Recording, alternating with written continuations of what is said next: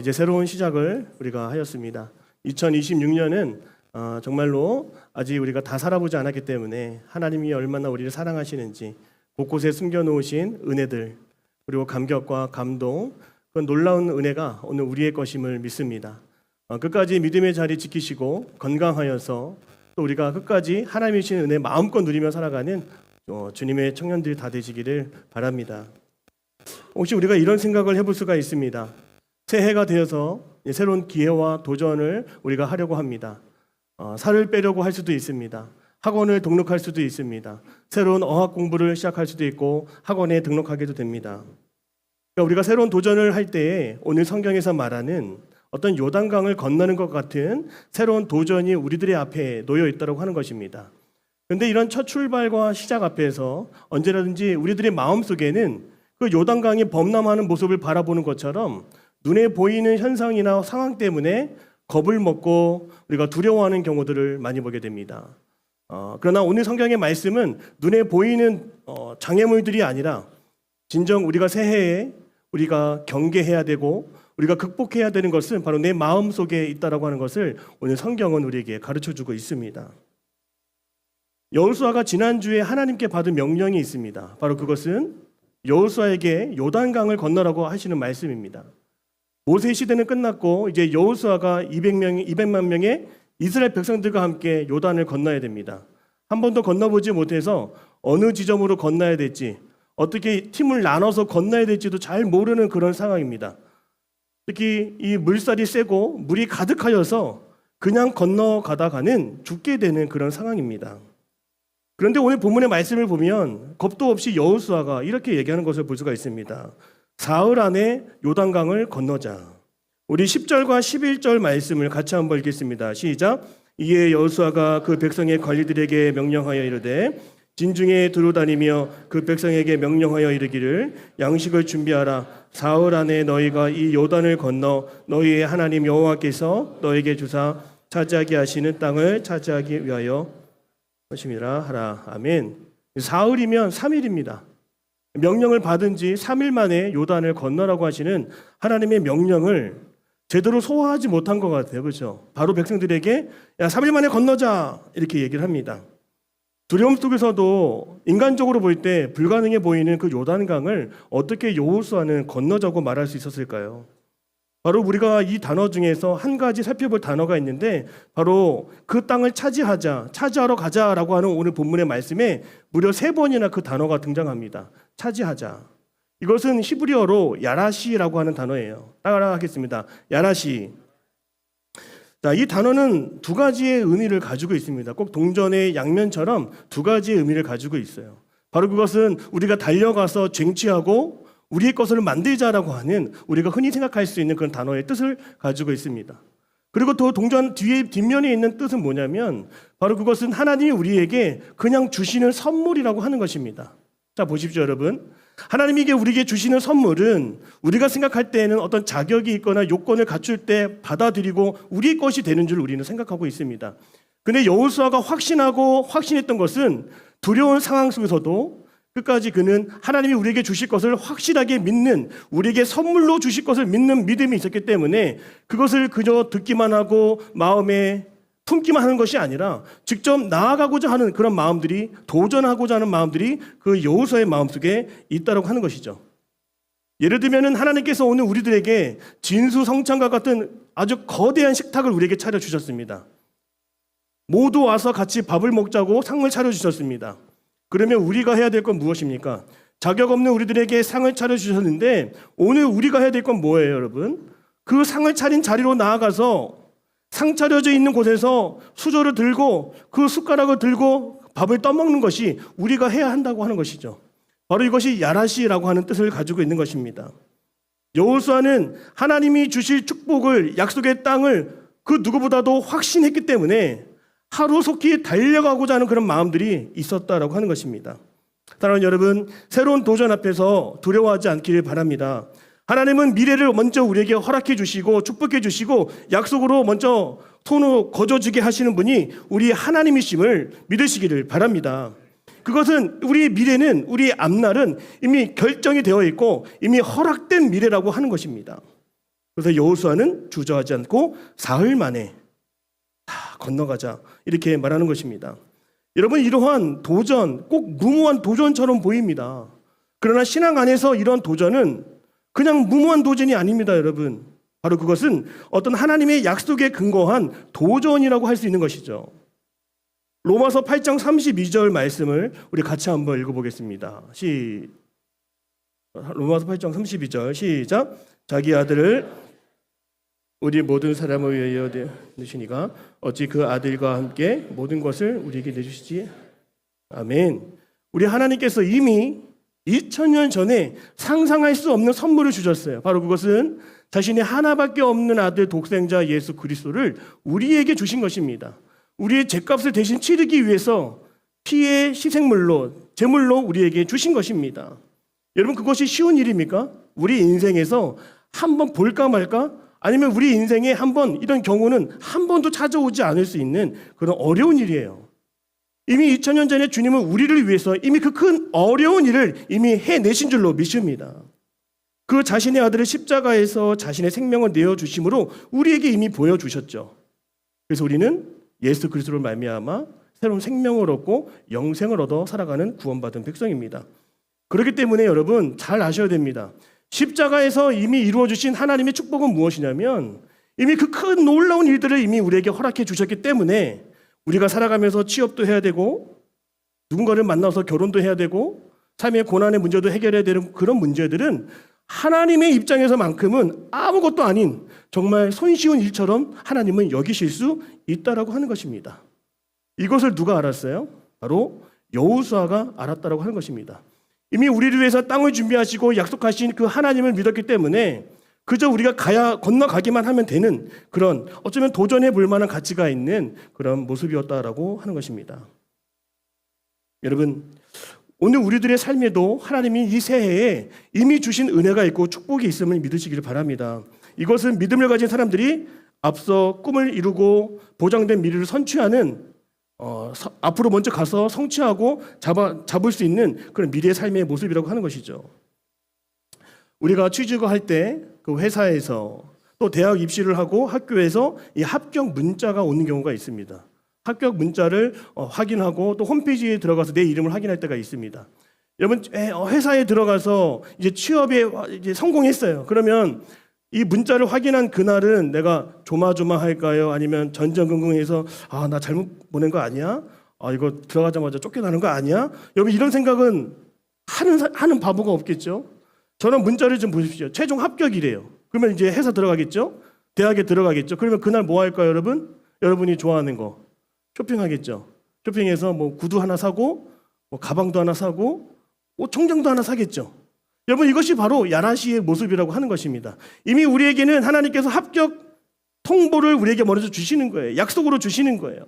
그럼 우리는 가만히 있는 것이 아니라 그날을 꿈꾸면서 출근 첫날을 꿈꾸면서 무엇을 입을지 또 머리는 어떻게 할지 또 어떤 뭐 가방은 뭘로 골라갈지 넥타이는 뭘 할지 이런 것들을 우리가 앞서서 움직이고 행동하게 된다라고 하는 것이죠. 택배도 마찬가지입니다, 여러분.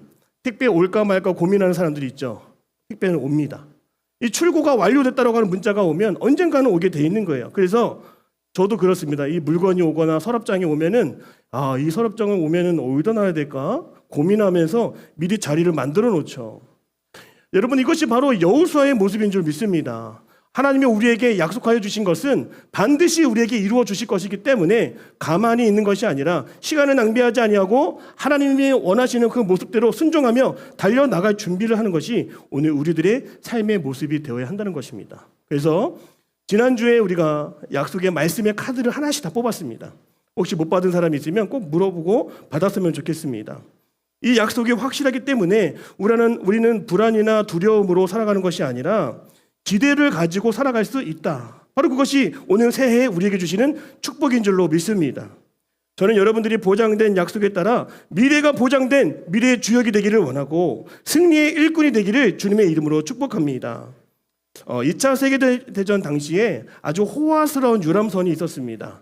사진을 보면 3,000명이 가득 타서 먹고 마시고 즐길 수 있는 그런 호화 유람선이었습니다.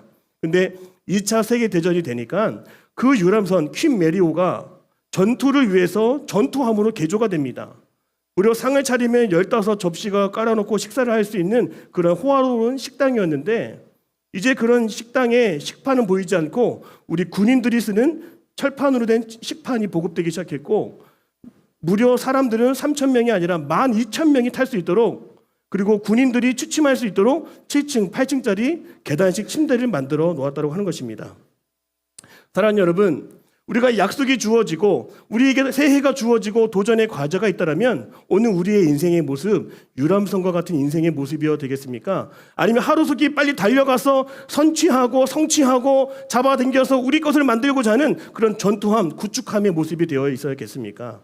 오늘 내가 유람선의 인생을 살아오는지 아니면 앞으로도 전투함처럼 하나님이 주신 약속의 땅을 향해 달려가는 인생이 되는지는 인생의 목적을 보면 알 수가 있습니다. 그저 나의 유익과 나의 기쁨과 나의 만족을 위해 살아가는 인생은 따라하겠습니다. 유람선 인생입니다.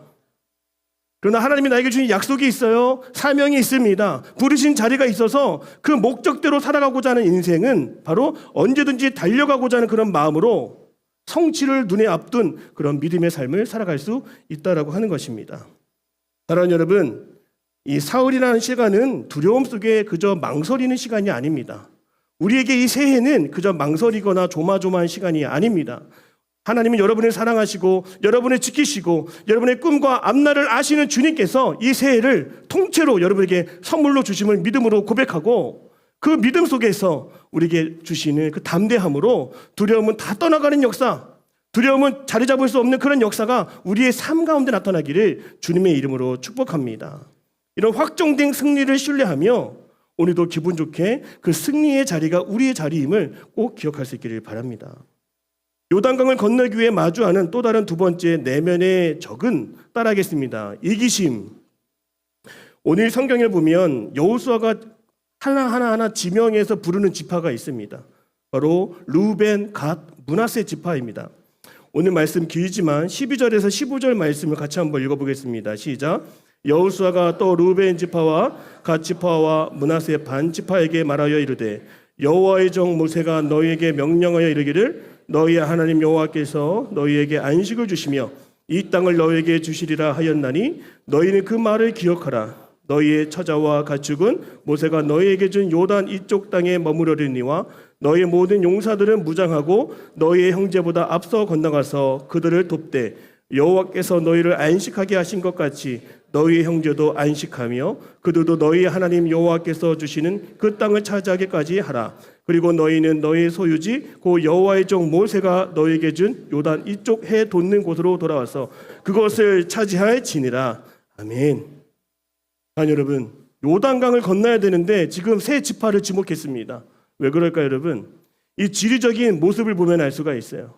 이 요단 동편은 목초지로서 풀이 많고 먹을 것이 많고 기름진 땅이었습니다. 그래서 가축을 키우기 너무나 좋은 황금을 낳는 거위처럼 너무나 좋은 땅이었어요. 이곳에 누가 살고 있다? 루벤, 갓, 므낫세 지파, 므낫세 반 지파가 여기 살고 있는 거예요. 여러분의 입장에서 이 좋은 곳을 버릴 수 있을까요? 우리들의 형편에서 이곳을 마다하고 가보지도 않은 요단강, 가나안 땅 어떻게 갈 수 있겠습니까?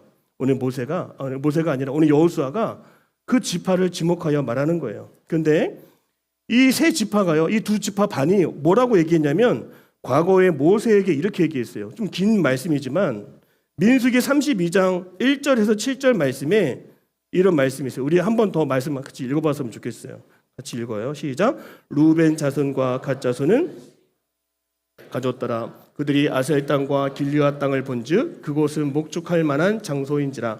갓 자손과 루벤 자손이 와서 모세와 제사장 엘르아살과 회중 지휘관들에게 말하여 이르되 아다력과 다분과 야셀과 니무라와 헤스본과 엘르알레와 스밤과 느보와 부온 곧 여호와께서 이스라엘 회중 앞에서 쳐서 멸하신 땅은 목축할 만한 장소요 너희 종들에게는 가축이 있나이다.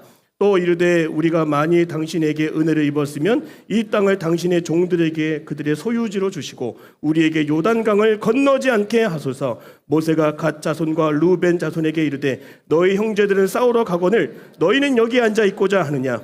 너희가 어찌하여 이스라엘 자손에게 낙심하게 하여서 여호와께서 그들에게 주신 땅으로 건너갈 수 없게 하려 하느냐. 아멘. 이미 여호수아는 알고 있었습니다. 요단강을 건너자고 할 때 도망갈, 움직이지도 않을 그런 공동체가 있다는 것을 알고 있었습니다. 바로 그것은 공동체 안에 내부의 적과 같았습니다. 더 깊게 얘기하면 공동체 안에 숨어있는 이기심이야말로 그 공동체가 나아가야 할 길을 가로막는 공공의 적이었던 것입니다. 이기심은 나 홀로의 안락함에서 우리를 멈추게 하고, 공동체 형제들의 마음속에 왜 나만 희생해야 돼? 왜 나만 이 일을 해야 돼? 왜 우리 가족만 요단강을 건너야 돼? 이런 마음을 품게 하는 것이죠. 나의 안정과 나의 평안과 나의 유익과 이익을 먼저 생각하는 개인주의는 이 하나님의 계획을 무력화시키려고 하는 것이고, 전체를 실패로 멍들게 하는 감염병과 같은 거예요. 이러한 이기심을 가리켜 존 파이버 목사님이 이렇게 말합니다. 이기심에 대해서 이렇게 말해요. 따라하겠습니다. 자신 안으로 굽어지는 것. 이기심은 나만 생각하는 겁니다. 내 가족만 생각하는 거예요. 나의 앞날만 생각하는 거예요. 모든 생각과 모든 계획이 내 안으로 굽어지는 거예요. 내가 먼저예요. 내 안전이 먼저입니다. 내 쪽으로 굽어지는 것이 바로 이기심이라고 하는 것이죠. 다른 사람과 공동체의 유익을 위해 살아가야 하는데 오직 자기의 삶과 자녀와 자기의 땅만 바라보며 살아가는 것을, 우리는 이것을 다른 말로 한 글자로 바로 죄라고 말하고 있는 것입니다. 오늘 이 시간부터 이기적인 마음과 이기심은 우리는 죄라고 얘기했으면 좋겠습니다. 회사에서도 꼭 이런 사람이 있습니다. 다들 야근하면서 비전을 위해, 목표를 위해 이제 우리 같이 밥도 먹었으니까, 저녁밥을 먹었으니까 일합시다. 근데 한 사람이 빌런처럼 나타나서 저 퇴근하겠습니다. 야, 팀 전체가 와해가 되는 거예요. 밥도 사줬는데 야, 개념 없다. 우리 인간의 타락한 본성이 무엇입니까, 여러분? 그래도 나부터 챙기는 것이 바로 인간의 죄악된 본성이라고 하는 것입니다. 우리 교회 안에도, 이 교회가 다 완벽한 사람들이 모이는 곳은 아닙니다, 여러분. 교회 안에도 나부터 생각하는 사람이 있어요. 우리 속해부터 생각하는 그런 모임이 있을 수가 있습니다. 우리가 먼저 생각하는 그 비전부터 생각하는 사람들이 분명히 있을 수가 있습니다. 우리도 내가 가지고 누려야 할 그 가축대를 돌보고 바라보며 챙기려고 하는 그런 마음들이 있는 것처럼 이 안에도 이기적인 마음들이 숨겨져 있다고 하는 것입니다. 요단강을 건너가는 것이 중요한 것이 아니라, 요단강을 건너기 이전에 이 공동체에 서로 이기적인 마음이 아니라 서로 이타적으로 돌보고 챙기고 서로 희생하는 마음을 이 여호수아가 원했던 것입니다. 그래서 여호수아가 이 르우벤, 갓, 므낫세 반지파에게 뭐라고 얘기합니까? 따라하겠습니다. 너희가 선봉에 서라. 이 선봉의 자리는 바로 십자가의 자리입니다. 먼저 뛰어들기 쉽지 않은 상황에서 너희들이 많이 누렸고 너희들이 움켜쥐는 것을 다 내려놓고, 그래, 이제 너희가 먼저 이 조직을 위해서, 공동체를 위해서, 하나님 나라를 위해서 먼저 달려들 수 있는 그 기회를 먼저 주겠다고 하는 것입니다. 사랑하는 여러분, 이 이기주의와 반대되는 것이 있다면 무엇일까요, 여러분? 따라하겠습니다. 바로 십자가입니다. 이기심은 시선을 나 안으로 굽어 살피게 하는 것입니다. 그러나 우리가 십자가를 보면 어떻게 생겼어요? 바로 십자가는 두 팔을 벌려서 내가 아니라 많은 사람들을 다른 곳을 향하게 하고 내어주는 모습을 갖고 있는 것이 바로 십자가입니다. 이기주의는 자신의 편안함과 안주함을 추구합니다. 하지만 십자가는 나 자신의 편안함보다는 다른 사람의 안정과 평안을 위해서 수고하고 헌신하고 섬기는 모습을 갖고 있는 거예요. 우리가 2026년에 우리 공동체에 하나님이 주신 비전이 있다면 바로 그것은 십자가의 비전입니다. 내가 먼저 양보하겠습니다. 내가 먼저 섬기겠습니다. 우리 공동체가 먼저 앞장서겠습니다라고 하는 그 선봉의 마음이 바로 십자가의 비전인 줄로 믿습니다. 고린도후서 5장 15절 말씀을 같이 한번 읽어볼까요? 그가 모든 사람을 대신하여 자돌로 하여금 다시는 그들 자신을 위하여 살지 않고 오직 그들을 대신하여 죽었다가, 아멘. 잘 보십시오. 십자가가 어떤 의미가 있는 것입니까? 십자가는 바로 나 자신을 위해서 살아가도록 주신 것이 아니라, 나 자신이 아니라 이제는 그들을 대신해서 주님처럼 살아가도록 우리에게 기회를 주신 것인 줄 믿으시기를 바랍니다. 이 공동체를 병들게 하는 자기 중심성을 깨고 남을 위해서, 어려운 이들을 위해서, 열악한 곳을 위해서 우리가 달려가는 그런 마음들이 우리 공동체에 주시는 마음이 되기를 원합니다. 그래서 이 선봉의 설화라고 하는 것은 여러분 특권입니다. 죽으러 가는 자리가 아닙니다. 물론 희생하는 자리고 내가 낮아지는 자리고 겸손한 자리는 되겠지요. 그런데 이것은 이타적으로 살아갈 수 있는 그 기회를 먼저 주신다라고 하는 거예요. 오늘 여러분의 삶 속에, 가정 속에 이런 선봉의 자리가 있음을 여러분 한번 보셔야 됩니다. 먼저 수고하는 겁니다. 먼저 내가 희생하듯이 먼저 섬기기를 시작하는 것입니다. 그러면 그 안에서 고인물들이 이제 맡겼던 은혜가 흘러가는 역사들이 나타나게 될 것입니다. 여호수아는 가장 편한 자리를 원했던 사람들에게 너희가 먼저 선봉에 서라고 말씀하고 있어요. 이타적인 마음으로 내가 먼저 짐을 지자, 내가 먼저 나서자라고 하는 그 기회를 주는 것입니다. 여러분, 이기적이면 안 되는 스포츠가 있어요. 무슨 스포츠일까요? 바로 축구입니다. 축구는 한 사람의 탐욕과 한 사람의 명예와 한 사람의 영광을 위해서 뛰다 보면 그 팀이 다 죽습니다. 우리 축구 명장 중에 프리미어리그 펩 가르디올라라고 하는 감독이 있어요. 펩 가르디올라. 이 가르디올라가 얼마나 위대한 사람인지는 이번에 알았습니다. 21년, 22년, 23년, 24년 아직 보여주지 마세요. 25년, 26년 무려 5년 동안 연속으로 프리미어리그 우승을 한 감독이에요. 그리고 프리미어리그를 전체적으로 10회 이상 우승했던 감독은 맨체스터 유나이티드, 아스날 이런 감독밖에 없더라고요.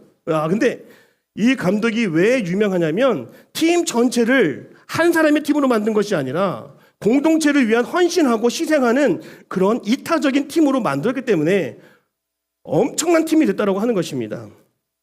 축구 전술에서도 한 명의 이심이 전체를 무너뜨린다는 그런 전술이 있습니다. 특히 펩 가르디올라 축구 전술을 보면 따라하겠습니다. 이거 좀 이상하게 들릴 수도 있는데 따라하겠습니다. 미끼 선수. 자, 이 미끼는 뭐냐면 사람들을 현혹하는 겁니다. 이 미끼 선수에게는 공이 안 갑니다. 그러나 이 미끼 선수는 자신이 공간을 막 열어주기 위해서 막 뛰어다니는 겁니다. 그 뛰어다닐 때 수비수들이 따라 붙겠죠. 그러면 제2, 제3의 공간이 만들어지게 됩니다. 결국에는 나한테 공도 오지 않을 거고 나는 골도 넣을 수 없는 그런 위치에 서 있겠지만 팀 전체를 위해서 골을 넣기 위해서 헌신하고 희생하는 그 선수가 바로 미끼 선수, 영어로 디코이 러너라고 하는 것입니다. 디코이 러너. 여러분 대단하지 않습니까? 사랑하는 여러분, 우리 공동체에도 이 디코이 러너가 있다는 거 아십니까? 예를 들어서 우리 방송실에 저 뒤에 미디어팀, 엔지니어실이 있어요. 찬양팀과 설교자는 언제나 이 화려한 조명을 받고 있습니다. 내 존재감을 드러낼 수가 있는 자리예요, 여기는. 그러나 저 뒤에 안쪽에 예배의 자리로부터 가장 멀리 있는 미디어실, 엔지니어실은 자신의 존재감을 드러낼 수 없는 자리입니다. 하지만 방송실 엔지니어는 어두움 그 뒤편에서 소리 없이 볼륨을 조절하죠. 오늘 온도를 조절하죠. 화면을 넘겨주죠. 아무도 우리는 그런 시생을 기억하지 못합니다. 바로 그것이 미끼의 역할이에요. 엔지니어가 자신의 존재감을 지우고 기계처럼 움직일 때 우리 청년들은 기술적인 어떤 어려움이나 방해 없이 예배에 몰입하고 하나님의 임재를 경험할 수 있도록 바로 저들이 우리를 위해 공간을, 시간을, 마음을 열어주게 된다고 하는 것입니다. 오늘 찬양이 참 좋았다라고 하면 그 공은 찬양팀에게 있는 것 같고 또 성가대에게 있는 것 같아요. 그러나 이 엔지니어는 항상 칭찬의 사각지대에 있는 것입니다. 그들이 만든 공간 덕분에 이 예배가 은혜롭게 흘러간다라고 하는 것을 우리가 알아야 되는 거예요. 오늘 우리의 삶에서도 우리 공동체마다 속회마다 이 미끼가 있어야 되는 거예요. 이 미끼들이 자신의 희생에서 자신이 더 많이 섬김으로 통해서 많은 친구들이 더 예배할 수 있도록 이끌어주고 그들을 섬기는 그런 모습이 오늘 우리 공동체가 가져야 되는 그런 선봉에 서는 자리, 이타적인 삶의 모습이 되어야 한다고 하는 것입니다. 또 펩 가르디올라에게 배울 수 있는 두 번째가 있습니다. 바로 그것은 수적인 우위입니다. 따라하겠습니다. 수적인 우위. 우리 팀이 지금 코너에 몰려 있어요. 내 동료가 혼자 공을 갖고 있는데 수비예요. 이제 수비수가 혼자인데 앞에서 공격수가 막 두 명이 달라붙었어. 그러면 얼마나 무서워, 얼마나 쫄아요, 그렇죠? 그때 이 펩 가르디올라는 그 수비 동료에게 2명, 3명으로 막 달려가서 숫자적으로 3대2의 숫자를 만들어 주라고 하는 것입니다. 이건 뭐냐면 저것은 너의 일이다라고 말하는 것이 아니라 이것은 우리의 일처럼 여기기 때문에 먼저 달려가서 그 짐을 함께 지고 어려움을 함께 나눈다라고 하는 것이죠. 점심 식사 후에 권사님 한 분이 산더미처럼 생긴 그런 짐을 끌고 가고 있었어요. 자, 권사님 오늘 이 무거운 거 지고 어디로 가세요? 이렇게 인사만 하고 지나가는 것은 무엇일까요, 여러분? 이거는 동료를 적진에 혼자 내버려두는 1대1 찬스를 그냥 이렇게 내버려두는 그런 것과 똑같은 거예요. 그러나 수적 우위는 무엇입니까? 지나가던 우리 승희교회 청년들이 두 명이 막 달라붙었어요. 그리고 막 소매를 막 걷어붙었어요. 막 시키지도 않는데 막 이렇게 하고 있어요. 그리고 권사님 어디로 갑니까? 저희가 돌아가 드릴게요. 함께 할게요. 날라드릴게요. 혼자서는 1시간 걸릴 일이 3명이 붙으니까 15분, 10분 만에 끝나는 일들을 볼 수가 있습니다. 압도적인 숫자로 제압해서 동료를 지치지 않게 하는 건 바로 그것이 수적 우위의 모습이라고 하는 것이죠. 여러분, 이 선봉의 자리가 어떤 자리입니까? 우리가 그들만 가는 자리가 아니라 함께 달려가서 도와주는 자리, 함께 거들어주는 자리가 바로 이 선봉의 자리, 십자가의 자리임을 믿으시기를 바랍니다.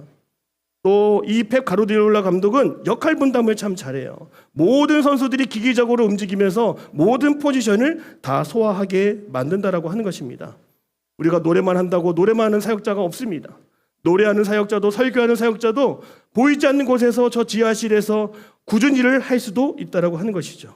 이처럼 나를 지우고 시스템의 유기적인 우리가 되어 보이지 않는 헌신을 할 때 공동체는 비로소 은혜가 마르지 않고 흘러가는 역사가 나타나게 된다라고 하는 것입니다. 사랑하는 여러분, 나를 지우고 우리가 되기를 원합니다. 이 팀이 이전에 없었던 놀라운 팀의 우승을 이끌어 왔던 것처럼 우리 공동체도 내가 아닌 우리 모두가 주역이 되고 하나님의 영광을 크게 드러낼 수 있는 우리 승희교회 청년부 공동체가 되기를 주님의 이름으로 축복합니다. 마지막으로 내면의 숨은 적은 바로 따라하겠습니다. 저항. 우리 16절, 17절, 18절 같이 읽겠습니다. 시작. 그들이 여호수아에게 대답하여 이르되 명신 것은 우리가 다 행할 것이요 당신이 우리를 보내시는 곳에는 우리가 가리이다. 우리는 밤사이 모세에게 순종한 것 같이 당신에게 순종하려니와 오직 당신의 하나님 여호와께서 모세와 함께 계시던 것 같이 당신과 함께 계시기를 원하나이다. 누구든지 당신의 명령을 거역하면 당신의 말씀을 순종하지 아니하는 자는 죽임을 당하리니 오직 강하고 담대하소서. 아멘. 많은 사람들이 여호수아의 명령을 듣고 나서 반감을 갖거나 등을 돌리지 않았습니다. 오늘 본문의 말씀을 읽었던 것처럼 백성들은 여호수아의 명령에 화답했습니다. 우리가 따르겠습니다. 우리가 건너겠습니다. 이렇게 얘기하는 것입니다. 여러분, 그런데 우리가 언제나 예스맨이 될 수는 없습니다. 우리 마음속에 내면의 적, 바로 저항이라고 하는 것이 있습니다. 그것은 무엇일까요? 하나님의 약속을 받았지만 늘 마음속에 이런 생각이 떠오르고 하는 것이죠. 나는 아직 준비되지 않았어. 나의 혼자의 힘으로는 감당이 안 될 것 같아. 이거 실패하면 나 이거 책임질 수 있을까? 그냥 나 가만히 있어야겠다. 나서지 말아야겠다. 나대지 말아야겠다. 그냥 내일이나 열심히 하자. 바로 그것이 약속을 받을 때에 가장 먼저 우리 마음속에서 피어오르는 저항이라고 하는 것입니다. 사랑하는 여러분, 그런데 이 저항이 생긴다라고 하는 것은 그만큼 그 일이 중요하기 때문에 그런 것입니다. 중요하지 않은 일에는 그런 저항은 생기지도 않습니다. 그런 측면에서 볼 때 하나님이 주신 사명, 비전, 꿈, 목표 이런 거에는 얼마나 많은 저항이 있겠습니까? 오늘 이스라엘 백성들이 하나님 앞에 나아가서 여호수아의 말을 순종하겠습니다라고 말하고 있는 것은 놀라운 기적과 같은 모습이에요. 하나님의 은혜와 그 사랑과 그 존경과 존중하는 모습이 여기에 다 담겨 있다라고 하는 것입니다. 오늘 우리도 하나님 앞에 하나님의 말씀이라면 같이 순종함으로 나아가서 그 일을 우리가 하겠습니다. 이 시대의 주역으로 우리가 먼저 선봉의 자리에 서서 하나님의 뜻을 이루는 청년들이 되겠습니다. 이런 고백이 우리의 고백이 되기를 원합니다. 이 저항을 이기는 비결이 있다면 무엇일까요? 어떻게 하면 이 저항을 우리가 이겨낼 수 있을까요? 뭔가 새로운 일을 할 때는 반드시 저항이 따라옵니다. 이 저항을 우리는 어떻게 제압을 해야 될까요? 바로 그것은 프로와 아마추어의 비교를 통해서 우리가 알 수가 있는 거예요. 여러분, 아마추어는 어떤 사람일까요? 아마추어는 기회가 되면 일하는 사람이에요. 때가 되면 일하는 사람이에요. 기분이 좋아지면 일하는 사람입니다. 늘 자기 때를 보려고 일하는 사람들을 우리는 아마추어라고 말합니다. 아마도 요단강 수위가 낮아지면 건너자. 아마추어입니다. 지금은 위험해 보이니까 좀 괜찮아 보일 때 건너자. 바로 아마추어입니다. 그러나 프로는 무엇입니까? 프로는 눈이 와도 비가 와도 물이 가득해도 지금 아니면 건널 수가 없습니다라고 말하는 그런 사람들. 환경에 영향받지 않고 조건과 상황을 보지 않고 해야 한다고 하면 그것을 해내는 사람들. 그것을 하려고 시작하는 사람들, 우리는 그런 사람들을 영적인 프로라고 말하고 있는 것입니다. 왜 내 신앙이 자라지 않을까를 보십시오. 늘 요단강 앞에서 늘 건너지 못하는 나의 모습을 보십시오. 왜 우리는 신앙이 자라지 않을까요? 상황을 보기 때문에 그런 겁니다. 때와 시기를 보기 때문에 그런 것입니다. 그러나 우리가 영적인 프로로 한 단계 한 단계 넘어간다면 상황이 좋지 않아도 우리는 기도할 수 있고, 때가 오지 않아도 우리는 기다릴 수 있는 그런 영적인 프로의 모습을 가지고 나아간다면 우리는 언제든지 요단강을 건널 수 있는 사람들이 되는 것이고, 우리의 신앙은 자라게 되는 것입니다. 이런 영상이 너무 많은 것을 보았습니다. 어떤 영상이냐면 꼭 아침에 이불을 개라. 부자들은 왜 이렇게 이불을 개라고 말할까요? 영상에 보니까 이런 말들이 너무 많더라고요. 이거는 단순히 너의 방을, 너의 집구석을 깨끗이 하라는 말이 아니었어요. 네 기분과 네 감정에 상관없이 그날 하루의 첫 과업을 네가 완수해라라고 하는 것이었어요. 이것이 바로 프로의 모습인 것이죠. 요단강은 누가 건너는 것입니까, 여러분? 기분 따라 사는 사람들은 요단강을 건널 수가 없어요. 감정에 좌지우지되고 흔들리는 사람은 절대로 새로운 도전을 할 수가 없는 것입니다. 여러분, 우리가 새해를 믿음으로 돌파하고 요단강을 건너 비전을 성취하는 인생이 되기 위해서는 오늘 말씀에서 얘기하는 것처럼 내 인생의 주도권을 상황에 주지 않았으면 좋겠어요. 요단강의 수위에 내 주도권을 넘겨주지 않았으면 좋겠어요. 우리의 주도권은 하나님이 주고 계심을 믿으시기를 바랍니다. 하나님이 나의 편이고 하나님의 약속의 말씀이 확실하기 때문에 우리는 그 약속의 말씀에 근거해서 어떤 상황이든지 요단강을 건널 수 있는 하나님의 자녀들입니다. 그러므로 여러분의 인생의 요단강을 겁내지 말고 두려워하지 말고 이기적인 마음이 아니라 함께 건너는 이타적인 마음으로 함께 2026년의 요단강을 우리가 건너갈 수 있는 하나님의 자녀가 다 되시기를 주님의 이름으로 축복합니다. 기도하겠습니다. 사랑의 하나님, 우리가 영적인 프로가 되기를 원합니다. 다니엘도 어떤 상황 속에 있던지 끝까지 기도하며 하나님의 뜻을 따라 기도했던 것처럼 우리가 상황을 보지 않고 믿음의 자리에 서서 어떠한 삶의 문제든지 믿음으로 건널 수 있는 하나님의 자녀 되기를 원합니다. 영적인 실력을 갖추는 한 해가 되게 하여 주시고 하나님이 약속으로 주신 2026년을 비전으로 성취하는 우리 모든 청년들이 다 될 수 있도록 함께하여 주옵소서. 감사드립니다. 예수님의 이름으로 기도드립니다. 아멘.